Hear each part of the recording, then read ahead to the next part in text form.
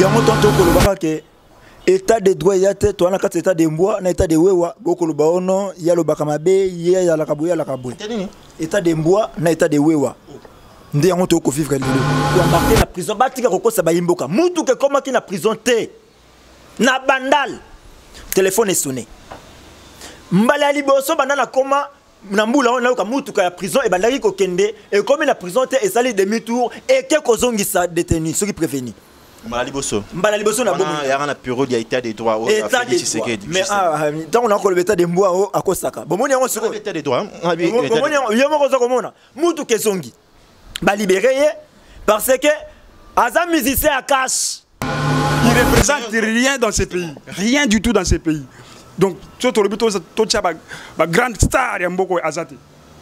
Alors, c'est que nous condamnons. Il y a un problème particulier. Non, donc c'est pas. Je ne le connais pas. Kandara pour l'injustice. Kandara, Marambo, c'est Menamboka. But oh, et je sais que la liberté, oh, il y a lobby, bazanangote. Je prends le cas de Mike Mkebai. Mike Mkebai est victime de son franc-parler. Samedi, oh, il y a les 23. Au moins, on a dit qu'il y a Ningana. Là, vous promettez carrément. Toko Tambo la samedi à les 23. Tu informes qu'il y a des hôtels de ville. Donc, les 23, Kinshasa, Omo Bimba et Kozala na balabala pour na qui ça soutient envers moi Mboka Mike Mkebai. Au moins, que tu tika Mkebai te tozana ekino. Tu reconnais qui nous a parlé de justice. Tu commandes dans la maison communale la lingua là, pour ça élu la lingua là. Qui nous a parlé de justice, mais c'est que bayoka kaya pour na kotinda na kati ya prison. Pour nous tout ça fou. Tango ba invalida kayo, Mkebai azalaka na balabala. Les jours Daniel Azalaka invalidé Mukeba Azalaka na balabala. Ba menacer Christelle. Ngai na loba na micro ya ndeko Jimmy.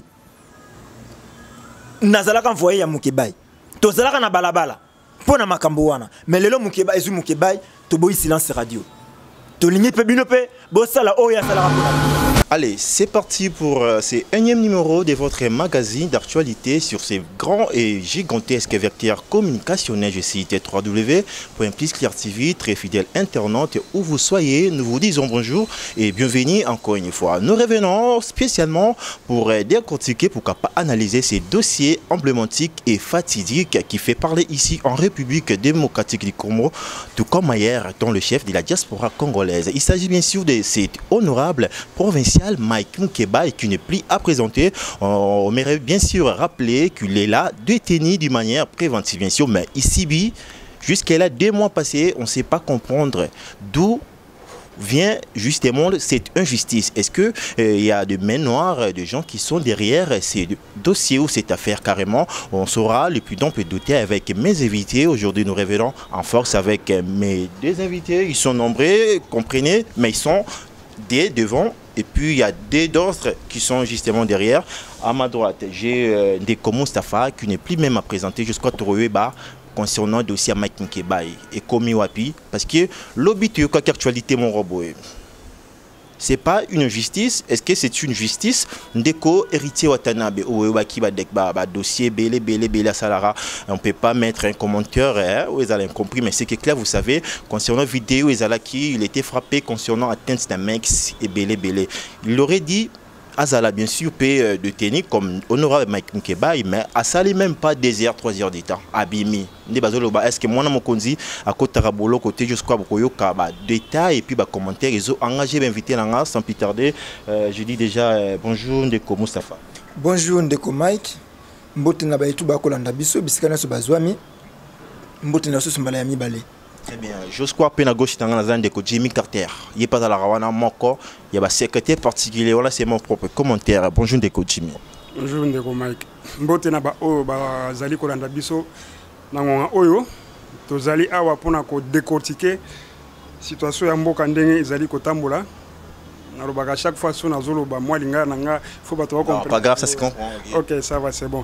Mbote pays na yomoko et puis matondo mingi pour l'invitation quoi. Ok, je vous en prie, madame ici, je ne saurais pas justement débuter avec ce énième numéro sans pourtant remixer cette grande équipe technique et rédactionnelle de cette grande chaîne et gigantesque www.pliscleartv. Là, je pense à vous, DG Joël Kombe, j'étais sali, pourquoi pas, Cordon Opi et puis la prise des villages, je vois déjà, pardon, Paul Ayombe, les Kinois, j'étais sali pourquoi pas chasseur d'images Gona. Je vais te saluer sans plus tarder. Je commence avec mes questionnaires. Dès que Mustafa, je crois, vous appelez mon activiste, vous appelez le mouvement, vous allez la pro-démocratie, vous prenez plus de valeurs, vous team l'arbantu valeur. C'est pratiquement 2 mois depuis l'honorable député provincial jusque-là, alors député provincial Mike Bay, Azali détenu niveau Makala. Après la pression, la forcing, carrément il n'y a rien où ils ont le roi dans le niveau de justice, quoi, dans le chef bien sûr justiciable. Le temps où Yokaki héritier Watanabe, ou plutôt mon qui vidéo n'est circulé. À côté si même pas Makala pour la détenue directement à PCE liberté provisoire au Bino Bosenga qui est bel avec honorable. Invitez votre point de vue quant à ça. Ezé Mabe Makasi. En tout cas point de vue nangana makambwana Ezé Mabe Makasi. Yango tonto ko lobaka ke état de droit ya te to na kati état de mboa na état de wewa boko loba ono ya lobaka mabe ya la kabuya la kabwe. État de mboa na état de wewa. Nde yango to ko vivre lelo. Nde ko nanga Mike. Nazongeli ko kangama ya mwana mboka honorable Mike Mukebai. Alekaka na chaîne de télévision abenga kam oyimbo kamoko men ndenge bango balobaki. Oh, soko luki na dictionnaire français mo men ezalaka te. Pona balobaki ba fingi ezalaka te.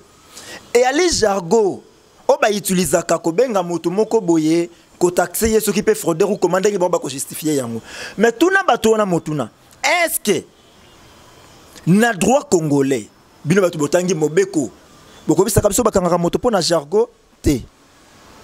Kasi loko ezalaki azalaki témoin gênant abandaki ko étouffer fraude ndeko ko étouffer mafia oui bandaki ko lekana kata mboka na ya Kinshasa on a après justement compréhension compréhension na bino non ezali nde bongo pona ko rappeler tango loko ba bongo bi makambo leki na vijana mwana mboka doli makambo avant tindika ndeko palu ko kende ko tonga kono bi makambo lobaki na ye kotala moke na ngai te pesa biso 64000 etikali pona nini pona moto bale ko telemela yango kendaki pourtant Mike Azalaki abana ko telemela makambo vijana palu ko kimaka ko tonga kuna omoni ke makambo toko bezeli ya solo banda Mike akenda soko ka député provincial moko ko bana biso bozoba bosoto ko lekana kata assemblée provinciale et bi makali soute ya la kite mo gênant. Alors fallait que Longola, il fallait que Limo Sepo attire qui chaleur na makambo 215 millions. Banda kenda, yo ki makambo 215 millions loba misusu.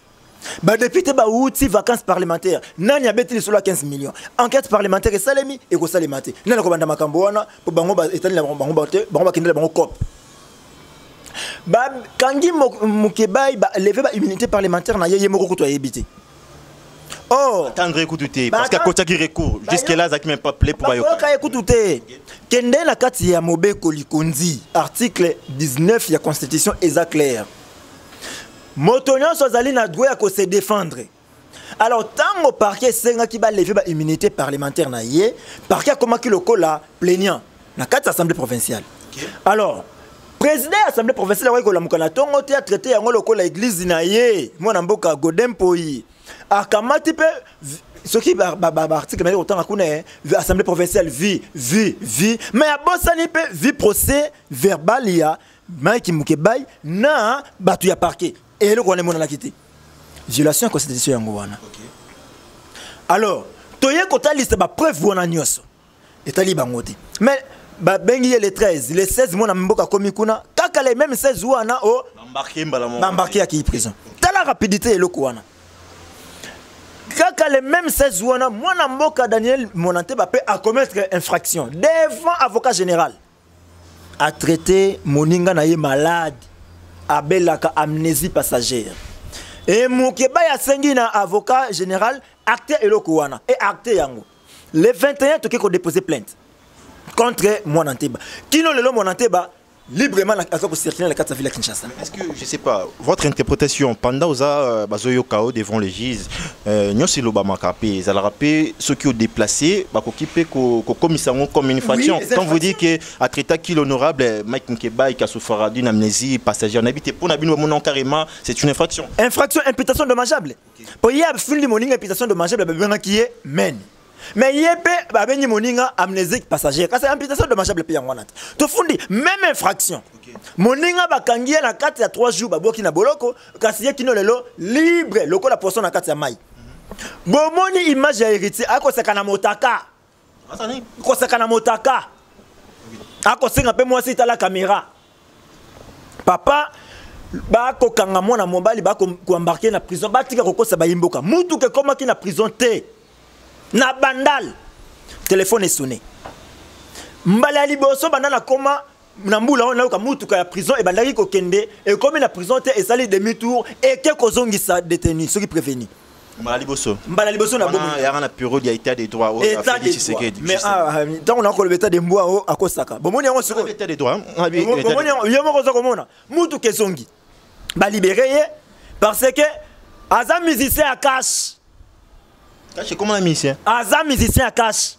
cash eza to bikisa eza plateforme politique justement TV za radio te cash ba ba musicien TV za radio te tozana ba image wana to kopesa yo otila ba imboka ba mona yango ba musicien na prison ba ko sala ba vidéo yo ka biloko ba ko yemba mona mokonzi akota ka boloko te nani mona mokonzi Héritier Watanabe mona mokonzi ya nani ba fusuki pe wana te ba magangi Fati Beton yende mokonzi donc azala qui libéré sous ordre du président de la République.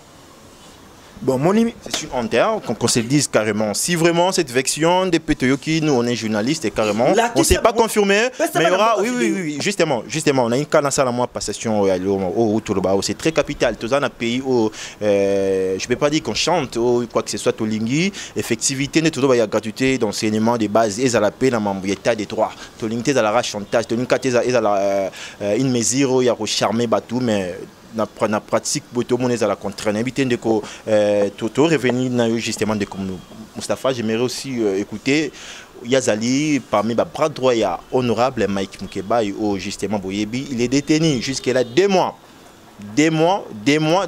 toujours bâtiment il y a quelques semaines parce que Tony Tolobelango batulora honorable Mike Mukeba et biso tous républicain Tolinga mingi ko encourager les gens qui sont contre justement la pratique qui est anti-valeur. Il est parmi ceux-là. Les rares, bien sûr, il y a des députés ou il y a le Barali Kambu ou Ndengezali. Je crois, Azo Manki Bisso carrément là, c'est mon propre commentaire comme en tant que journaliste j'en ai aussi droit donc justement Jimmy tu peux te position nayo tu qui comme Moustapha lui m'a belé que Jeep au coup d'appel si Camaro il y a injustice na plein pays où toujours prôner état des droits quand il y a Héritier Watanabe tout mon vidéo ils là qui est belé à sextape ça normalement pas tout le bélan c'est pas important mais tout le monde a justice est équitable dans dossier on a invité yo au plaider ni pour honorable Mike Mukeba quand c'est bon et là qu'on a koki koloba ndeko Moustapha c'est à lobby presque mingi ya bien to boande monotonie c'est pas bien et on a zolo bezabo en français on dit la justice élève une nation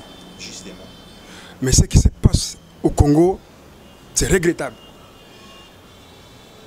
Tant qu'on a eu quelqu'un qui par exemple, Héritier, on a ligne contre le blanc côté, on a pesé, son ligne dans le bina le bilan, on a porte-parole n'a été. Trop frôlé caca. Tu vois, c'est même pas important d'en parler.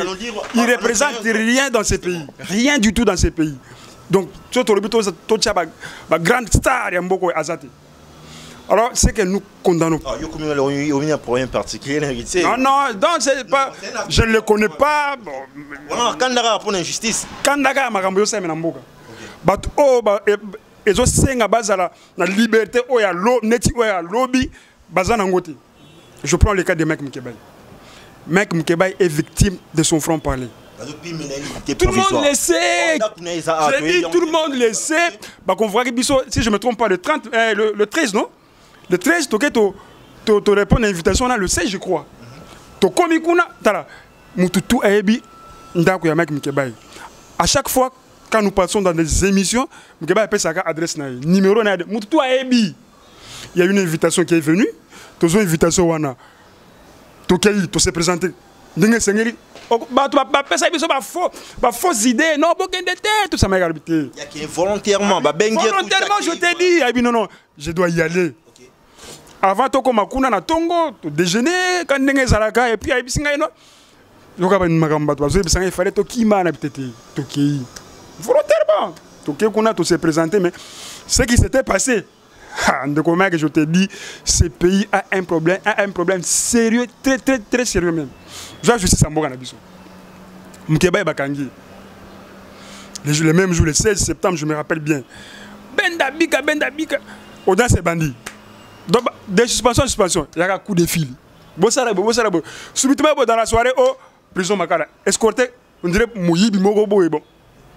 Je ne veux pas. Jimmy, apparemment, il y a une main noire. La main noire, c'est... Qui sont derrière justement ces dossiers? Ils sont nombreux. Ils sont nombreux. Moukébaï, comme c'est un témoin gênant du régime. Et d'ailleurs, on l'appelle le prisonnier politique privé de Félix Tshilombo Tshisekedi. Kabiti. Kabiti. Oh.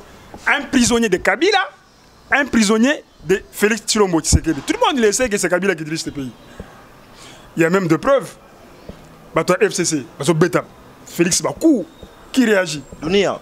Sali, on passe à vous. Ok, Dunia. On passe à vous. Sali, Kabila et Félix est là où il est, non pas par la volonté de la CENI, mais par la volonté de Kabila. Mais c'est gravissime, mais tout le monde il n'est pas inquiété. Hein? Il n'est pas inquiété. Calmement. Qui, Lissanga Bonganga, avait tenu ses propos. Il a été interpellé par la justice congolaise. Il y en a beaucoup de cas. La magie coûte à l'Obango depuis. Bah oui, Dunia est là. Béret rouge. Parce que et puis, il y a un type là qui a dit sur les réseaux sociaux. Il a dit parce que mon antenne, apparemment, il a porté plainte contre Dunia. À vérifier. Il est. Ba continue d'aller. Toko est batté. Moussala est à cause de la présence. Toko est batté. Il y a quelqu'un qui m'a informé. Je dois vérifier. J'aurais appris. J'utilise le conditionnel. J'aurais appris que Ndoko Monanteba a porté plainte contre Dunia. Alors, il y a quelqu'un qui lui a répondu dans les réseaux sociaux, à vérifier. Okay. Il a dit Monanteba, Dunia n'est pas Mike Mkebaï. Et à la fin, il a dit wait and see. Ça veut dire ceci. Dans ces pays, il y a les intouchables. Donc, la justice est faite pour les faibles. Vous pouvez vous imaginer, aux yeux de Mike Mkebaï. Bon, il faut stationner beaucoup plus sur ça. Justement. Et Bobeni député, un élu du peuple, vous lui dites que tout ce qui s'est fait ici est du Makalibandaté. Et pourtant, un élu du peuple, député provincial de la commune de Lingouala, Mike Mkebaï, député de la ville province de Kinshasa, a le droit de rendre compte à ses électeurs. Mais vous lui dites que oh nyonso eko salema na kati assemblée provinciale awa ebi malibandate ezala mabe to malamu ebi malibandate. Très bien. Maintenant l'assemblée provinciale a 48 députés. J'ai dit à l'exception de personnes. Tout le monde qui est resté est dans les magouilles, dans les mafias. Alors, j'ai dit tout le monde. J'ai dit à l'exception de Mike Mkebaï. Je m'explique. Sois tranquille. Ok. Mkebaï. C'est bon, je ne peux pas faire ça. Je suis un élu du peuple, je dois rendre compte à mes électeurs. Comment tu peux amener tout à la télé? Non, le gars a zogate. Tu bête moi le gars a fini avec chef coutumier. Tu luki ango place à finir li bango. Entre nous, tout ça, entre nous. Est-ce que vrai ou faux, Mike Mkebaï n'est pas déplaçable à Mo, à Fingapé? Est-ce que ce n'est pas arrivé une fois, même pour une fois? Je vais dire quelque chose. Je ne suis pas ici pour embellir les marques de Mkebaï ou bien pour... Je vais te poser la question. Vrai, est-ce qu'il n'y a même pas pour une fois? Non, même pas pour une fois. C'est un humain. Il peut faire ça. Mais il avait dit, c'est Sowana, que si le chef coutumier, je présente mes excuses au chef coutumier. Dans ça, là, déjà. Nakatia plénière. Tout le monde le sait. Au chef coutumier, j'ai dit. Non, il s'entête des histoires pareilles. Après, à l'Ekina TV, à l'Obi, l'Assemblée provinciale, ce type, qu'est-ce qu'il faut? Tu conseilles le chef coutumier qu'il avait injuré le chef coutumier. Allez, suspension à une année. Il a dit, vous m'avez suspendu pendant une année. Dans l'Assemblée provinciale. Mais vous suspendez mon Ngonangate. Ce qui est vrai chez Mike Mkebaï, c'est quoi? C'est difficile. Au côté de Magui, les mensonges, alors, tous les députés qui sont là-bas, ils sont habitués à ça. Alors, ils se sont retrouvés devant quelqu'un qui n'aime pas ce genre de pratiques. Alors, pour les faire taire, non, Kolobaka, ce que vous intéressé dans Makambona, Kolobaka, ou soit, je peux continuer encore, je ne peux pas faire ça. Très bien. Alors, tant tant ma bonne suspendre ba mon institution moi na ma zo le kana ba télé azo betaka ba bango ba tikali kuna ya za ma zo betaka ba vérité aujourd'hui. Alors qu'est-ce qu'il faut tout le système mususu ya que non ba zoyer ba tient na prison ya makala depuis azade 2 mois banda azawana sans suite, une justice à double vitesse. Donc justice to baka à 3 vitesses. Il y a des politiciens, il y a des musiciens, il y a des biso oh, c'est anormal dans un pays comme le Congo qui s'appelle la République démocratique du Congo. Il y a démocratie mais tout ça les langoté. Imagine-toi d'abord justice net au Congo. Mais c'est une honte pour la justice congolaise. Héritier Watanabe Azokende Makala. Coup de fil. Ce qui a présidence ngana yo to éviter. Kari baluki. So ikenda utika na ndako ngana yo to éviter. Yo kasi ko banzembo o batuna bazoyemba. Mwana mokonza ko taka boloko te. Nani mwana mokonza héritier. Botuni bo mwana nani o mwana fati. Bakomo benga musicien présidentiel. Monsieur Cash, je pense qu'il y a un problème très sérieux, Madame Issé, ça fait mal, hein, bien que on prend régulièrement ce courage de parler, de dénoncer, pourquoi pas, concernant ma maison les cas. Mike Nkebai, depuis à ça la révélation Ebele, OP et Edembo Kalama Ebele. Récemment, il a parlé concernant ces dossiers à 15 millions de dollars, Otis Siko, enquête à la en cours. Alors il y a Doli Makamba, depuis jusqu'à Torelea qui une vidéo où qui descend dans l'hôpital Wana Vijana justement avec le président, le pasteur Godé bien que je crois. Donc pour dire Mike Nkebai ce n'est pas une petite personne. Mamba Lobayan tout le monde encore. Aloba Mamba Doli Makambo, soit Zala qui attendu. Aja Ngaka Koufate. Jusqu'à toi, on a poussé dans la Libana, là c'est mon commentaire. Ils ont engagé. Ils ont engagé justement. C'est moi par rapport à Makamba Vijana. De ça, Vijana, tu as Godempo en tant que président de l'Assemblée provinciale. Le dossier Vijana est sous la table de Ngobila, qui est le gouverneur, l'actuel gouverneur de la ville provinciale de Kinshasa, et sous la table de Godempo, qui est l'actuel président de l'Assemblée provinciale. Le dossier là, où met la tozela. Cela veut dire quoi? Dans le dossier, il y a mort d'homme, non? Tout le monde doit être interpellé. Le gouverneur, pour le dossier, témoin oculaire, moi, il a ce dossier-là sur sa table. Cela c'est radio. Godin Poït, en personne, sur le site de Vidjana. Tilelo, sans suite. Moutakoufi. Vous jugez Doli Makam. Non, il y a toute une chaîne. Godin Poït doit être jugé pour son silence. Ngobila également doit être jugé pour son silence. Okay. Je vais terminer par ceci. Affaire 15 millions. Tala. À quel temps court, tu sais quoi, tu es habité. Moutabando bête affaire 15 millions, c'était l'honorable mec Mkeba que j'ai salué en passant, place à Zali. Quelle est l'Assemblée provinciale? Qui peut toucher ce dossier? Même la députation, les députés nationaux, même pas interpeller. Je te dis, il faut aussi interpeller les leaders de la Mouka. On va en parler. Deuxième partie, constitué justement deuxième partie, madame et messieurs. Je crois que vous êtes très nombreux pour capable vous apprécier les bons déroulements de ces énièmes numéros ensemble avec l'invité Langa. Je crois que qui dans nous, Batoisa Liboso, pour capable trouver capé frère, remettre un peu justement point de vue na bango. Apparemment, Bazo se plaindre, Balobi, Mike Nkeba, il est isolé, les gens Bazo soutenir, qu'est-ce qui se passe? Il y a Zamuta Batou, Asambela Batou, Akita marche na terre pour na Batou, tout le monde va kebele, tout cité Peter Chani, tout cité Mamouya Ndeko, Eliezer et puis d'autres cas, ils belé. Mais apparemment, Balobi, dossier Mike Nkeba, il Bazo Betankara. Qu'est-ce qui se passe? Ndeko Moustapha. Ndeko Mike. Ndeko Mukeba, de Sénégal Betamakaraté. Nayoki ndeko Jimia beti biloko belé mais balaye si vous avez quelque chose à balayer proprement beti biloko belé mais on sentir que on diga zo ke la bango mawazo banga ko bimisa bana bango faut ko bimisa bozo bana bosoto na bango. Très bien. Likambo bauti ko lobaya COP na assemblée provinciale mais COP assemblée provinciale papa Molière a luka ka Mike Mukebai oko banga ko tanga bango vie Molière a luka petit na ngatika makambo wana toto koto ya ki COP. Ah bon?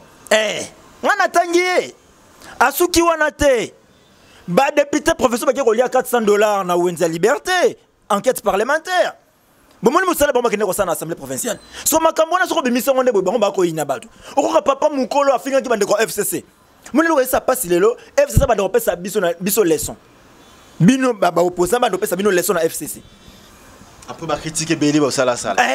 Yo bema ki bango ba médiocre. Mais nga limite que député moko FCC ba ko comprendre na $400. Mais député MLC ba comprendre na $400. Député provincial. Asa na salaire combien ba comprendre $400. $400. De ce monde na bloc on a eko ça passe. Mais quand on a likambu ya Mike atika mite mukeba ko kiko tika mate c'est pourquoi on a kabiso tongo poko to ko tambola ka to ko loba pomoni tant to la ta drapeau ko la to me charge à Congo. OK. Omoni ngambunyo so Congo biso to na mapeka to ko tambola nango kino suka. Tant que mboka ko zalaka sous occupation to ko tambola to la ta drapeau to telemele yango ti to ko bimisa mboka na occupation. Mukeba ya tika mite samedi oyo ya le 23. Okomona ndenge Kinshasa ko ningana. Là, vous promettez carrément.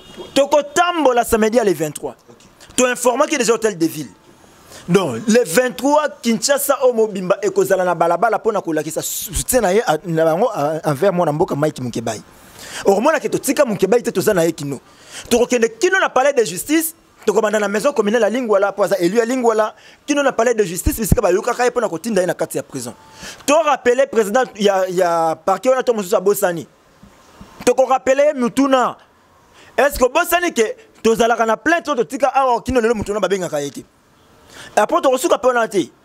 Mikolo Mikoya, tu reconnais qui est la présidence de la République? Pour Balobi, qui est président de la République, à Zagaran, non? À Kobi Sabiso. Mukeba, il y a côté Saka plainte, il y a côté Saka demande na cour constitutionnelle. Pour Libong et Bonga, il y a députation nationale. Est-ce que qui ne le répondre à été? Kuka kanda ba arrêt définitif mais arrêt à Mike et Yate. Tu koluka peto yeba. Pour ba yimbo ka ba pesa ka ba ngongo. Ba ebité asala ka député national toté. Faut qu'on rappelle ka ba yimbo ka arrêt wana kino le cours apimela yango. Apimela yango pona nini? Parce que demande na ezala ka fondé jugé. Et plutôt elle a jugé fondé et il y a ça combi. Molendo. Tu ba non kino le to ba répéter et comment à niveau nini? Faut doser la réponse. Bien, samedi, bana mboka tokozala na balabala pona koloba non à une justice à double vitesse. Moko pona bato opposition, moko pona bato pouvoir. Est-ce que talande ko doline ne baza ko amadoué hein? Ba ko lengela ba ko fande sakaye ayo ka pena na veste mwindu alati cravate ya rouge, celui même makila oya sopaki. Ndeko Gentini Ngobila, délégation qui ndaka kotala ye, ndeko Jimmy Bosani koloba ke moto akufia zalaka na kati. Ndeko welo aji akufi ndeko Elvis azalaka na délégation na bato kenda kotela ndeko Gentini Ngobila. Pona ko tika pona ko dénoncer makambo wana ya vijana. Metela lelo moto wana akufi ndeko Gentini ayebi. Po ayeba aza complice, ayeba te aza complice. Poso ka yebite tokotuna ye motuna mosalani na sala kana kata biko na ye wana. Est-ce que ma question était simple, est-ce que na reformulant de manière autre lelo oyo bino boza activiste boza la plupart boza ba proche ya Mike Mukebai tozo mona ndenge bozo bunda weza marche liboso te je crois ça la na chef ya bato bazala ne pembeni ba journaliste ou puis bah comme député je peux citer rapidement les airs Safou Christelle Voang à tous ces mondes et puis tous les journalistes Peter Chan parce que Mike pas l'étape est-ce que Boza Serge Kabongo tous ces mondes tous ces gens qu'on se le dise carrément bazo zalora mais sous thème est-ce que Boza qui déjà moi sont des cloches il y a bien bazo soutenir pe action na bino ou bien carrément Boza le roi Borfelin Boza bunda moni depuis Mike Kangama na une vérité sincèrement ngani to ba vérité na lo baraka vérité. OK. Pour vérité ne on ba robomelanga. Mike depuis Kangama to tikala na biso Borfelin. Mais to lança qui appelle to kozela to lança qui appelle na ba ami, ba connaissance, ba camarade ni ba journaliste, ba camarade ni ba député to lança qui appelle na bango tout. Ba ya to tambola vendredi samedi wana pour le zui Mukebai. Lobi to habite ko swanani pour mona loka bandaka liboso na ndeko Peter Chani Eliezer bakanga banda 8h afanda na parquet pourquoi bosu tuka bono bolembi bo panzanyo Eliezer akenda prison lobi na tombozo ka ba benga na prison Eliezer azakuna Peter Chani ndenge moko Mukeba ipe ndenge moko to bite makambo bando continuer ka boy ngonga ko combattre yango boya ko se joindre na biso Ozala honorable député tin ya kato tambola na balabala et ça bien et l'autre dénoncer ça justice à double vitesse so réellement il peut combattre injustice to tambola mais sans en pour injustice à tout tikio ndeko Christelle Voanga azali président de la commission moro importante il y a droit de l'homme ba droit ya ndeko Mike Mukebai eza violé pour ba privé qui est même droit na ya ko se défendre ba yoka qui était yoza chargé à commission de droit de l'homme na koyati na biro na kalaté pour te démontrer ma makambo ndeko tambola mais na balabala tokoloba image comme bandeko bosunga biso ayoka biso. On va fournir cet effort. Donc, plus Clear TV ensemble, maintenant, l'éditeur, surtout, tu relayer vraiment information autour de ça. On devant faire ta copie, comme se dit carrément. Député, surtout, on a ça, faut aller continuer. Bayoka biso. Kulutu safu. Tango ba invalida kayo, mukeba zalaka na balabala. Les jours Daniel zalaka invalidé, mukeba zalaka na balabala. Ba menacer Christelle. Ngai na loba na micro ya ndeko Jimmy. Nazalaka envoyé ya Mukebai. Tozalaka na balabala. Pona makambo wana. Mais lelo Mukebai ezu Mukebai to boyi silence radio. To lingi pe bino pe bo sala oya sala pona bino. Très bien. Nous citons déjà Ndeko Moustapha, un dernier message pour Nayo, surtout thématique tout le lelo concernant moi justice à double vitesse ou bien des poids des mesures automonica to appuyer en jurisprudence maman héritier. Un dernier message à l'endroit à toute la diaspora congolaise ou bien message espoir ni aux ala pona opesa baron. Baimboka bakongomani bisika tout bazwami message to kopesa baron ya espoir ezake biso tozana kata mboka tokobunda. Toko tika mboka ekende te po Kongo ekete. Lisu likolo ya lisu. Toko réclamaka toujours. Réclamation, lisu réclamation. Ndeko les baki année 2019 année réclamation. Bomoni ndeko fayu réclamer vérité des Zion. Ndeko Félix Assanyi ndeko fayu ba image ya ba preuve ya réussite ya élection na yi. Ndeko dunia kilanga pe a réclamer Kasseraka Kabila kendete. Okomona réclamation sur réclamation hein. Yango biso pe to ko réclamer bozongi c'est la biso Mukeba ina biso. Azo manquer biso. Tala batone ba kokufa. Soutien to kosenga pe bo soutenir biso pona marche. Bande ko na biso ba diaspora boye biblo ko ndeze ngaka. Moi mai moi mutu pa ko uta mosika mutu uta masina ya ti mezo komena la lingua la et que senga pe mo ça soutien on a bo senga ba papier ba fiche le toza ba jour ezali to lingi tout ça démonstration de force ngana yebi na confiance na chaîne Plus Clear TV madame messieurs. Les sauts et associés même message yango ya soutien bolingara mingi dans la qui point de presse de Martin Fayou le président légitime Salaki na poto alobaki ba soutien na bien d'espérer ils à la paix significative congolais a dit il a fait 10 milliards na famille na bino to lingi pe bo soutien na rapé ba œuvre net boy ça ba œuvre vraiment politique bozana pour na ba résistance dans mon côté lelo oyo to ngito pour ba lingi ba prouver na monde entier na régime o eza o bozo lingate wana ki Mike Nkebai ala ba les frères ont appelé sa numéro, bah soutien, bah enveloppe, bah code écrit directement pour notre tout le monde. Il y a du temps hein, pour le faire. Un numéro, comment vous avez ajusté? Plus 243 89 92 31 570. Plus 243 89 92 31 570. Le ça la biso bien, moi c'est tambola. Photo bimisela bango quantité industrielle. Bon moi la que toko kanga Kinshasa vendredi samedi na ba mona que toko bima na balabala. Mais résistance, bon c'est comme si tu résister. Mais bon bah kena kin bakangaka. Bon bah kena kin ba betaka. Et puis ça me doit être biké, ba rolinga tête manifester locaux. Mais besoin de manifester to ko bima. Très bien. Toko bima. Très bien madame messieurs, nous continuons. Je crois to rolinga to capé ba dernier message et ba surtout pour capable point de vue ba frère Banasima parce que bah c'est déplacé qui paie, c'est pas pour rien. Ndeko Jimmy to comme nasuka. Un dernier message à l'endroit ba diaspora concernant thématique lelo message nasuka ezalani. Et là, on a ligne à faire voir na batu. Mkebai akangami na boloko pona libota na été. Mkebai akangami na boloko pona intérêt général ya bana mboka. Wana il faut beaucoup marteler sur ça. Po batu bakanisa ke bakangie pona bana na ye, bakangie pona mwasi na ye, pona bandeko na ye. Akangami pona mboka. Ba prise de position na yé, franc parler na yé, mtukangisi pour pouvoir en place, ils ont supporté la vérité wanate. Alors sur ce, nous avons une marche de soutien. Il y a honorable Mike Mkebai, c'est samedi 23. Ndenge na uto lobaki ko kangama na ye, eza pona libota na yete, pona famille na yete, mais eza pona intérêt général mboka. Nazo senga na mutu nyonso tout azaka na bolingo honorable Mike Mkebai. Au place à ça, ce que mon mec Mkebai a mon changement. Pour changement, ils ont moi na faut pas qu'on se trompe. Mec Mkebai a un changement katina. Yango wana batwa quand mutusu bazo koka ko supporter été. Samedi batu tout baya ko se joindre na biso. Ndeko Moustapha auto pesa ba coordonner moko wana oya ko zana na moi soutien. Pour il faut qu'on se le dise hein. il faut un soutien financier, un soutien physique. Oui, tout le monde a boyé. Tout le monde pour soutenir Mike Mukeba place à ça. Aïe, combat Oya Minaka. Et motivé toi Libanda parce que c'est un moment donné ça fatigue en fait. Oui, tu dis que on peut soit kainga non laisser auto yango zoka bato balobaka na biso que non yo ozolo baboy tala Mukeba ibonde Mukeba bande koloba lelo Mukeba ya za soutenir été ba occuper été ezalaka bongo donc yango siko faut sala rage pouvez nous les combien le quoi ya zakuna tokobima tokotambola po ebakete na sana batu pe ba combat ndimaka combat na ça pété baza Libanda justement très bien. Oui, c'est ce que j'ai dit.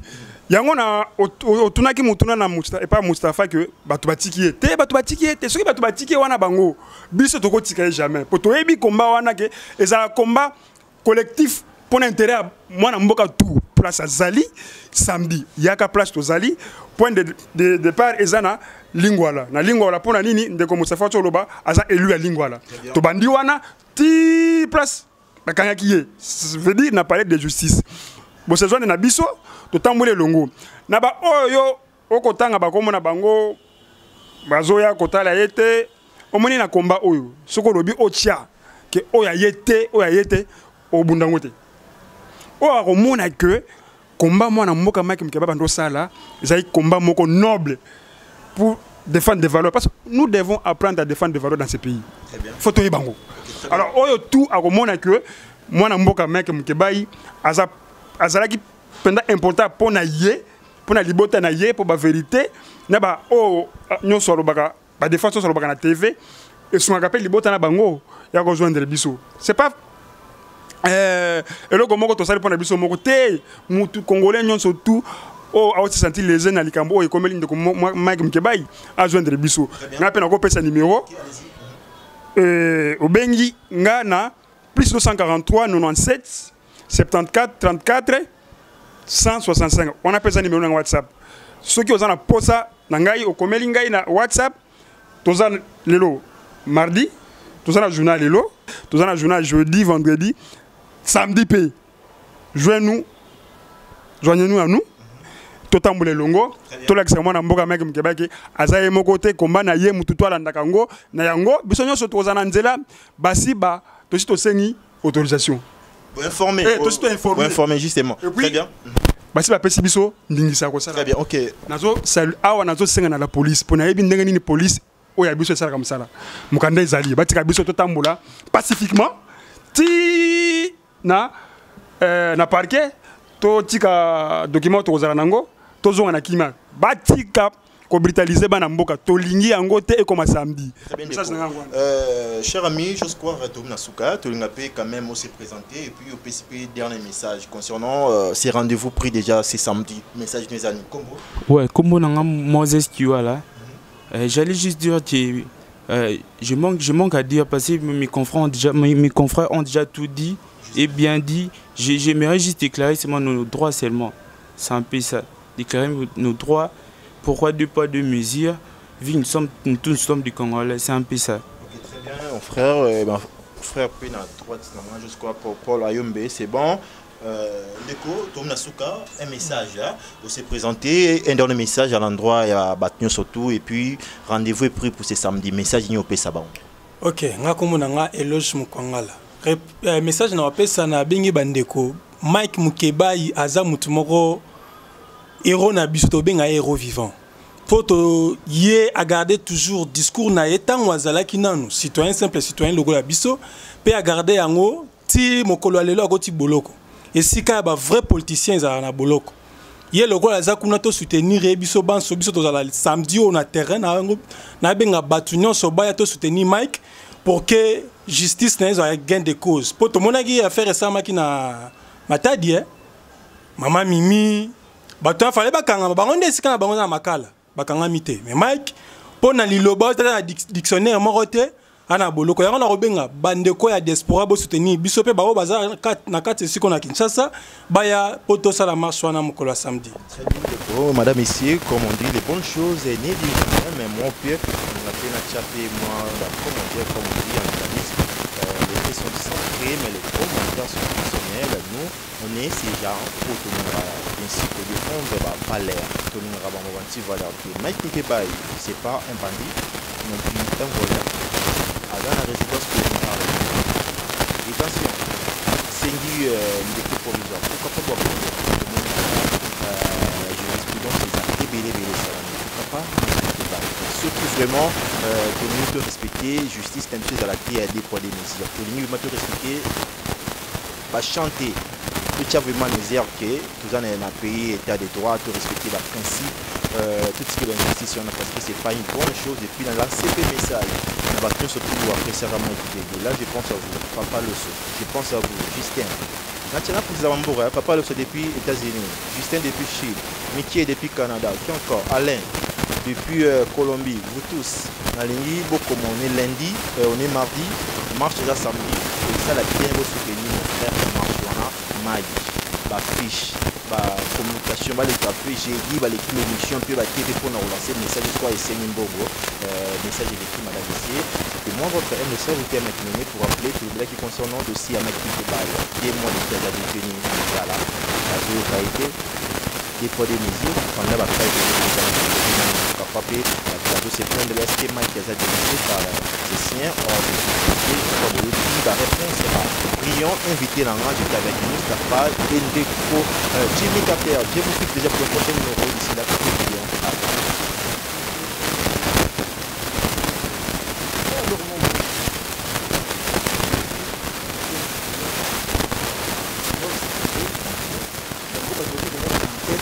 Il y a enquête du couleur mata du kuna enquête na Congo central enquête c'est maki mkiba enquête c'était banquette ngo kindara mais résultat ya rati to kusuka wapi mboka moputu.